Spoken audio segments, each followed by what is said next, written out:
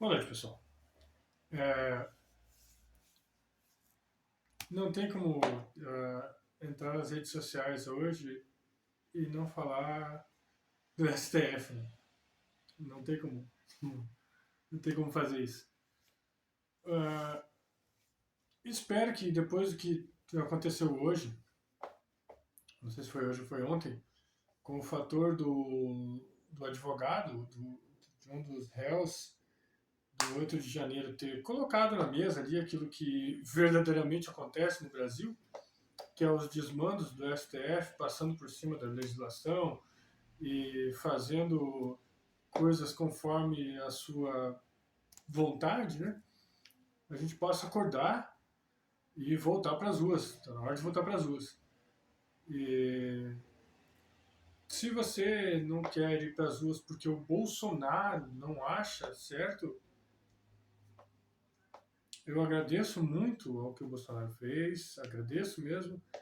Ele foi um homem guerreiro que representou nossas bandeiras ali no começo do seu mandato, mas logo depois ele simplesmente optou por uma estratégia meia burra.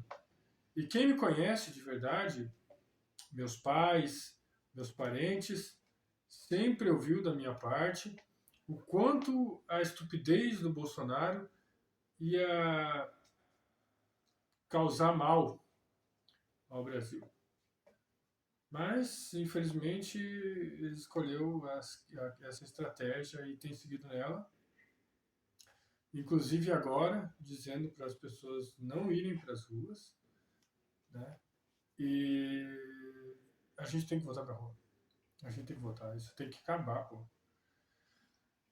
Eu fui dar uma lida na DPF 442.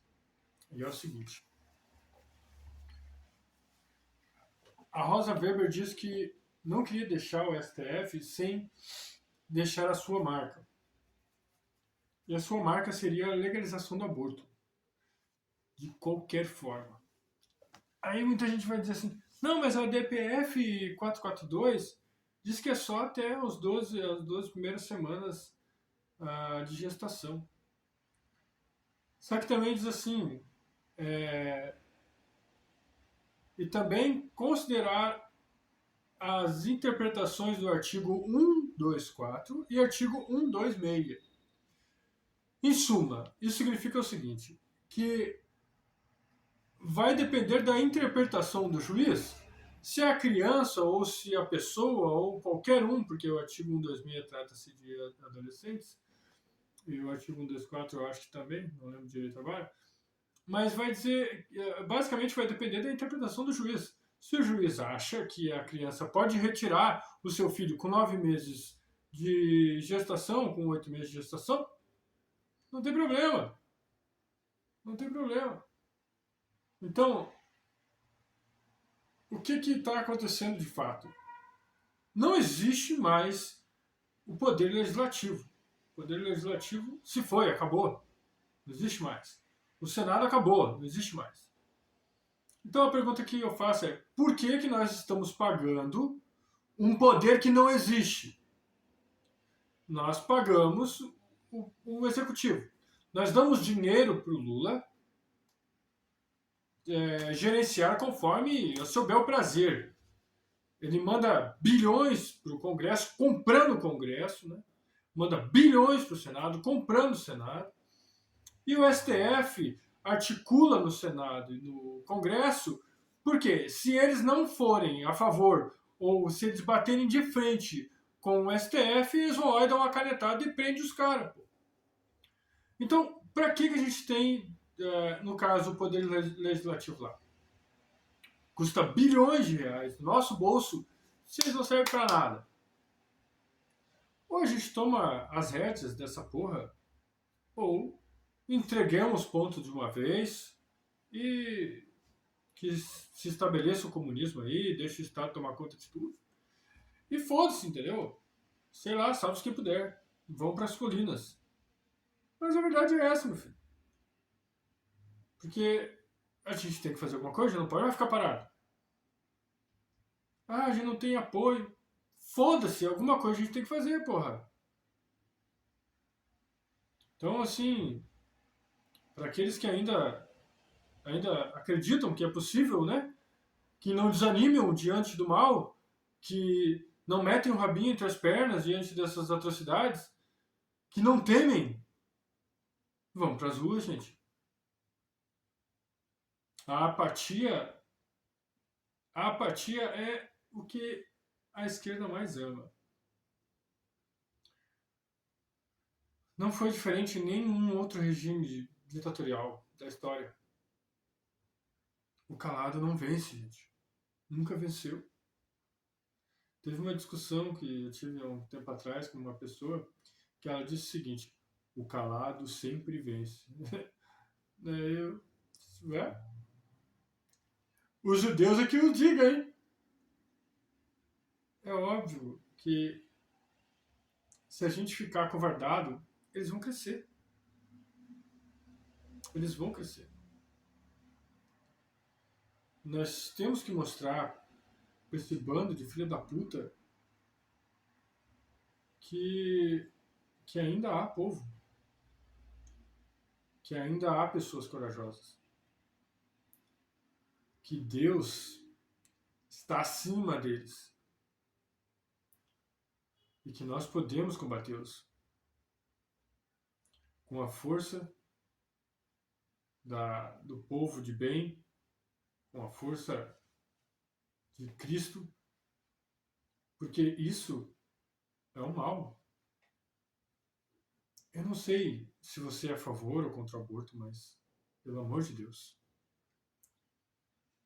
se você é de direita e acredita que aborto é uma solução para alguma coisa, você é um idiota.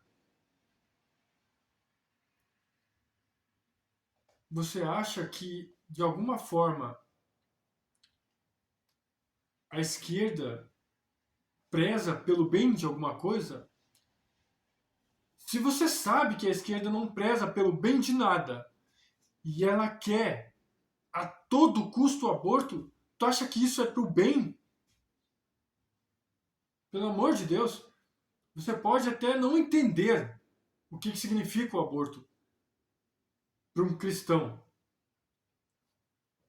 Você pode até não entender o que significa a vida, mas se você tem um mínimo de consciência do que é a esquerda, você tem que presumir que eles querem o mal, porra. Ora, se a esquerda quer o mal sempre e eles querem tanto o aborto, é porque isso não é bom. Não é possível.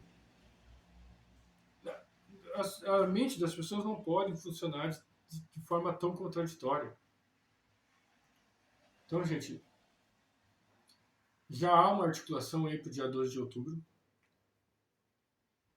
Eu não sei como é que vai ser aqui em Porto Alegre, se vai ter ou não, mas se tiver eu vou. E eu estarei nas ruas contra essa ditadura que existe no Brasil. Enquanto a gente tiver voz, eu vou falar. Se a gente não puder falar, eu vou escrever. Se eu não puder escrever, eu vou mandar sinais de fumaça, mas eu nunca vou parar. Tem aquela frase do Olavo que eu gosto muito, que é: não parar, não precipitar e não retroceder. Acho que é isso.